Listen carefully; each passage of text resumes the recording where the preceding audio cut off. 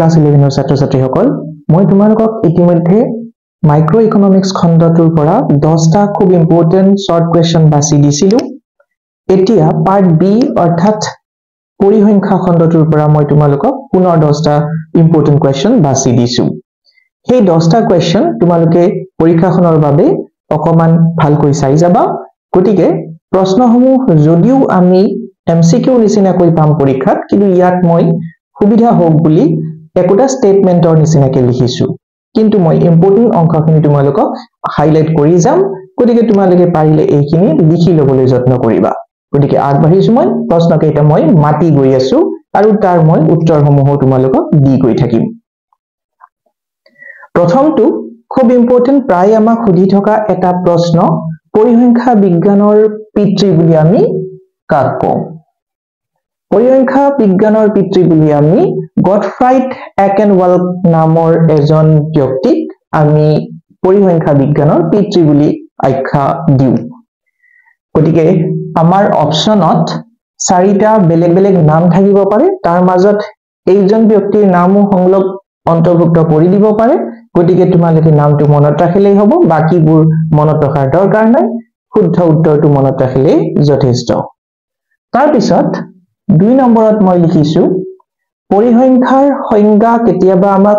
সহজ অৰ্থত দিবলৈ কয় সেই অৰ্থত আমি তথ্য সংগ্ৰহ সংগঠিতকৰণ আৰু উপস্থাপনক লিখিব পাৰো গতিকে এইটো অপচনৰ ভিতৰত তোমালোকে পাব পাৰা যদিহে এই তিনিওটাৰ লগত আৰু এটা কিবা আমাক উদ্দেশ্য ইয়াত অন্তৰ্ভুক্ত কৰি দিয়ে আৰু তাৰ মাজত পৰিসংখ্যাৰ অন্তৰ্ভুক্ত নোহোৱা বিষয়টো বাছিবলৈ দিয়ে এই তিনিওটাৰ বাদে অন্য কোনো বিষয় থাকিলে সেইটো তোমালোকে বাছি উলিয়াব পাৰিবা গতিকে পৰিসংখ্যা বুলি ক'লে আমি কাক বুজিম তথ্য সংগ্ৰহ কৰা তাক সংগঠিত কৰা আৰু তাক উপস্থাপন কৰা বা প্ৰেজেন্ট কৰা প্ৰক্ৰিয়াটো পৰিসংখ্যা বুলি বুজিম তৃতীয়তে কেন্দ্ৰীয় প্ৰৱণতাৰ মাপ সম্পৰ্কে মই এটা প্ৰশ্ন লিখিছো ইয়াত কেন্দ্ৰীয় প্ৰৱণতাৰ মাপ বা গড় নিৰূপণ কৰাৰ আমি তিনিটা সহজ পদ্ধতি চেপ্টাৰ সমূহত পাওঁ তাৰ প্ৰথমটোক গড় বুলি কয় দ্বিতীয়টোক মধ্যমা বুলি কয় আৰু তৃতীয়টোক বহুলক বুলি কয় তোমালোকে স্কুলত মেথছত ইতিমধ্যে গড় মধ্যমা আৰু বহুলকৰ বিষয়ে কিছু তথ্য পাই আহিছিলা অকমান পঢ়ি আহিছা কিন্তু ইয়াত তোমালোকে অকমান বিস্তৃতভাৱে আকৌ পাইছা গড় বুলি ক'লে তাৰ আকৌ তিনিটা প্ৰকাৰ থাকে সমান্তৰ মাধ্য বা গড় বুলি কোৱাৰ লগে লগে মই মাধ্যৰ কথা বুজাইছো মাধ্য তো সমান্তৰ মাধ্য বুলি পাইছা হৰাত্মক মাধ্য বুলি পাইছা জ্যামিতিক মিন বুলি যেটো কোৱা হয় আৰু তোমালোকে গাণিতিক মাধ্য বুলিও পাইছা তাৰ পিছত 4 নম্বৰৰ প্ৰশ্ন লিখিছো মই কোনো এটা সমষ্টিৰ প্ৰতিটো এককৰ অধ্যয়নৰ সৈতে জড়িত থকা পদ্ধতিটো পিয়ল পদ্ধতি বুলি কয় ইংৰাজীত তাক সেন্সাস পদ্ধতি বুলি কয় গতিকে অপচনত তোমালোকে অন্য কিছুমান আৰু নাম দেখিবলৈ পাবা 4টা পৰ্যায়ত অপচন থাকে কিন্তু তাৰ শুদ্ধটো উত্তৰ হ'ব পিয়ল পদ্ধতি পঞ্চমটো প্ৰশ্ন মোৰ দৃষ্টিৰে ইম্পৰ্টেন্ট এটা তথ্য শ্ৰেণী এটাৰ উচ্চতম মান আৰু নিম্নতম মান অৰ্থাৎ ডাঙৰ আৰু সৰুটোৰ মাজৰ যেখিনি ব্যৱধান পাৰ্থক্য সেইখিনিকে কোৱা হয় প্ৰসাৰ বুলি ইংৰাজীত তাক ৰেঞ্জ বুলি কোৱা হয় গতিকে এইটো এটা অপচনৰ প্ৰশ্নও হ'ব পাৰে নাইবা ব্যাখ্যা কৰিবলগীয়া প্ৰশ্নও হ'ব পাৰে যে ৰেঞ্জ বা প্ৰসাৰ বুলি ক'লে কাক বুজিম আমি তেতিয়া তোমালোকে সংজ্ঞাটো এনেকৈ দিব পাৰিবা তথ্য শ্ৰেণী এটাৰ উচ্চতম মান আৰু নিম্নতম মানৰ ব্যৱধানেই হ'ল প্ৰসাৰ অপচনটো ইয়াক কামত খটাব পাৰিবা নাইবা ব্যাখ্যা কৰিবলগীয়া প্ৰশ্নসমূহতো তাক ব্যৱহাৰ কৰিব পাৰিবা তাৰ পিছত এটা মই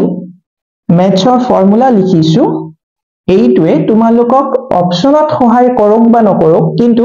মেথছবোৰ সমাধান কৰাৰ ক্ষেত্ৰত এই সূত্ৰটোৱে তোমালোকক সহায় কৰিব গড় বিচলন ইংৰাজীত ইয়াক মিন ডেভিয়েশন বুলি কোৱা হয় তাক গণনা কৰিবৰ বাবে আমি এই ফৰ্মুলাটো ব্যৱহাৰ কৰো ইয়াত মই সিগমা সিম্বল লিখিছো স্কুলত থাকতে পাইছিলা তাক আমি সামেশন বুলি মাতো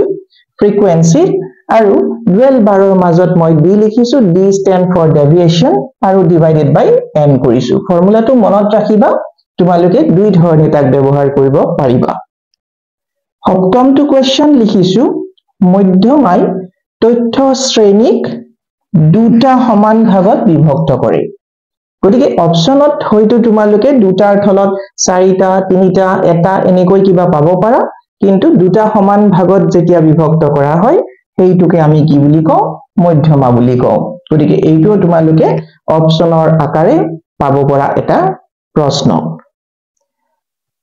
নম্বৰ 8 ত কৈছো পুনৰ মধ্যমাৰ পৰা এটা প্ৰশ্ন মধ্যমা আৰু বহুলকক আন এটা নামেৰেও আমি নামাকৰণ কৰো যেটো কোৱা হয় স্থানগত গড় বা পজিশনাল এভাৰেজ বুলি কোৱা হয় ইংৰাজীত গতিকে এইটো তোমালোকে দুয়ত প্ৰশ্নৰ উত্তৰ সাপেক্ষে এইখিনি পাব পাৰা যে মধ্যমা আৰু বহুলকক দেশ বুলিও জনা যায় স্থানগত গড় বুলিও জনা যায় 9 নম্বৰ প্ৰশ্নত মই লিখিছো মধ্যমা অগিভ ব্যৱহাৰ কৰিও গণনা কৰিব পাৰি এতিয়া অগিভ তোমালোকে স্কুলত থাকোতে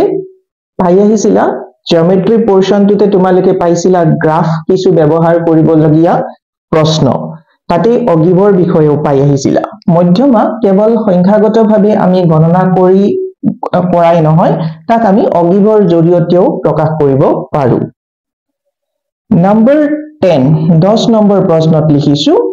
সূচক সম্পৰ্কে সূচক বা ইনডেক্স নাম্বাৰ ইংৰাজীত কোৱা হয় তাক গণনা কৰাৰ ক্ষেত্ৰত আমাক চলিত বৰ্ষ আৰু ভিত্তি বৰ্ষৰ প্ৰয়োজন হয় চলিত বৰ্ষ বুজাবলৈ আমি 1 ব্যৱহাৰ কৰো আৰু ভিত্তি বৰ্ষ বুজাবলৈ আমি 0 ব্যৱহাৰ কৰো এইটো সম্পৰ্কীয় তোমালোকে স্কুলত অকমান পাই আহিছা যেন মোৰ অনুভৱ হয় মেথছৰ উপৰিও এইখিনি তথ্য আমি কেতিয়াবা সমাজ বিজ্ঞানতো পাই আহিছিলো কিয়নো কেতিয়াবা তুলনামূলক তথ্য যেনেকে 2000 চনৰ তুলনাত 2001 এনেকুৱা হৈছিল 2001 তুলনাত 2002 তেনেকুৱা হৈছিল এনেবোৰ তথ্য আমি সমাজ বিজ্ঞানত পঢ়িবলৈ পাইছিলো তেতিয়া আমি ভিত্তি বৰ্ষ আৰু চলিত বৰ্ষৰ হে আসলতে তুলনা কৰিছিলো গতিকে সূচক সংখ্যা যেতিয়া গঠন কৰা হয় তেতিয়া চলিত বৰ্ষ বুজাবলৈ 1 আৰু ভিত্তি বৰ্ষ বুজাবলৈ আমি 0 ব্যৱহাৰ কৰো গতিকে এই 10টা স্টেটমেন্টৰ আকাৰে তোমালোকে তথ্য মনত ৰাখা এইখিনি মোৰ দৃষ্টিৰে খুব গুৰুত্বপূৰ্ণ তোমালোকৰ পৰীক্ষাখনৰ বাবে ইয়াৰ ভিতৰত তোমালোকে আটাইবোৰ নহলেও অধিকাংশই প্ৰশ্ন পাবা বুলি মই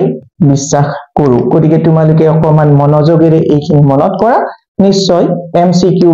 বোৰৰ মাজত নাইবা ব্যাখ্যা কৰিবলগীয়া প্ৰশ্নৰ মাজত এনেবোৰ তথ্য পাবা